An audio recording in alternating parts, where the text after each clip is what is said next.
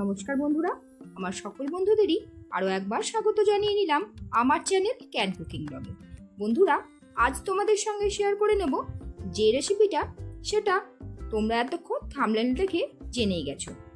চলো রেসিপি শুরু করার জন্য যেটা প্রথমেই লাগবে সেটা হলো একটা এঁচড়। এখানে দেখো আমি একটা ছোট খাজা কাঁঠালের এঁচড় নিয়ে নিয়েছি, যেটা খেতে কিন্তু এঁচড় হিসেবে খুব টেস্টি হয়। এবার এটাকে এইভাবে ডুমো ডুমো করে এঁচড় আর আলু কেটে নিচ্ছি। আর বন্ধুরা, এটা দেখাতে দেখাতেই তোমাদের সঙ্গে একটু আলাপটা সেরে নিই। আমি চিত্রা, দুর্গাপুর থেকে।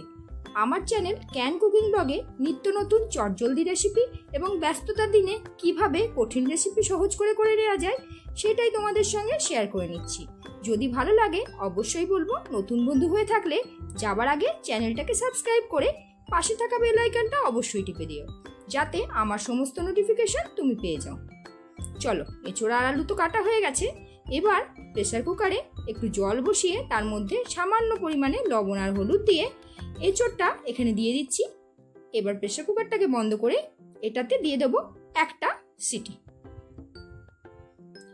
এঁচড়টা একটা সিটি দিয়ে নিলে এটা খুব সুসিদ্ধ হয়ে যাবে। আর ততক্ষণ আমি একটা মশলা তৈরি করে নিচ্ছি। তার জন্য এখানে দেখো নিয়ে নিয়েছি দুটো টমেটো। এবার এর মধ্যে দিয়ে দিচ্ছি 3টে কাঁচা লঙ্কা। লঙ্কাগুলো কিন্তু কাঁচা লঙ্কা হলেও আজকে একদম লাল লাল ছিল। দিয়ে দিচ্ছি অল্প পরিমাণে আদা, আর দিয়ে দেব কিছু রসুন। এই কয়েক কোয়া রসুন দেওয়ার পর এবার এটাকে একটা পেস্ট বানিয়ে নেব।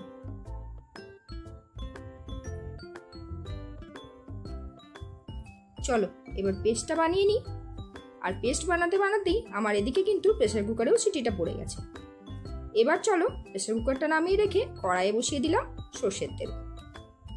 যেহেতু এটা একদম মাংসের মতো টেস্ট হয়, তাই তেলটা একটু বেশি পরিমাণে লাগবে। এবার এখানে কেটে রাখা আলুটা দিয়ে দিলাম। আর আলু দেওয়ার পর এটাকে একটু হলুদ আর সামান্য পরিমাণে লবণ দিয়ে একটু ভেজে নেব। আলুটাকে একটু নাড়াচাড়া করে কিছুক্ষণের জন্য ঢাকা দিয়ে হতে দেব।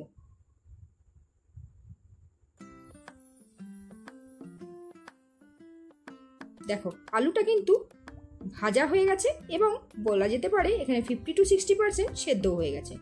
এবার যে এঁচড়টা সেদ্ধ করে রেখেছিলাম সেটাকে ভালোভাবে জল ঝরিয়ে নিয়েছি। যেহেতু একটা সিটি দিয়েছিলাম, এঁচড়টা একদম কিন্তু সুন্দরভাবে সেদ্ধ হয়ে আছে এবং এটা ভেঙেও যায়নি।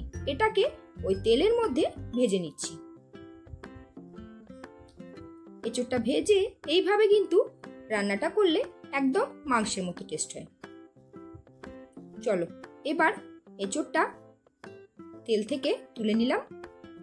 এবার এই তেলের মধ্যে দিয়ে দিলাম দুটো তেজপাতা, দিয়ে দিচ্ছি একটা শুকনো লঙ্কা আর সামান্য পাঁচফোড়ন।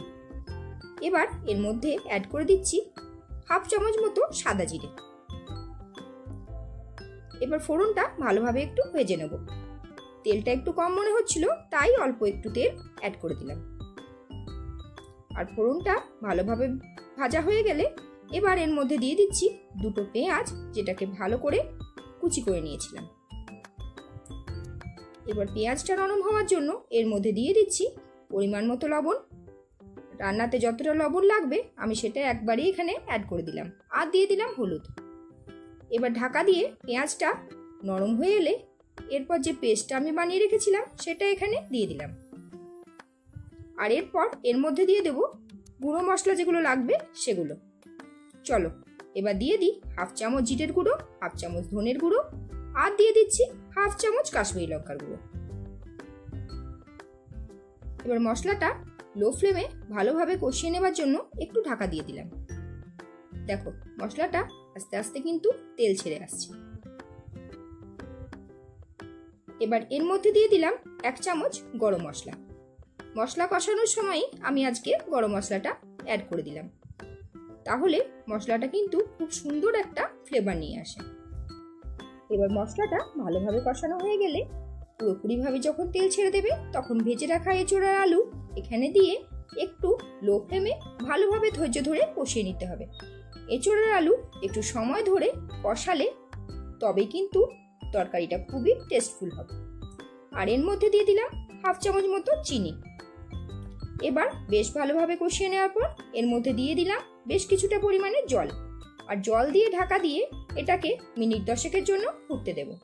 তাহলেই যতটা পরিমাণে সেদ্ধ হওয়া বাকি আছে সেটা কিন্তু পুরোপুরিভাবে সুসিদ্ধ হয়ে যাবে।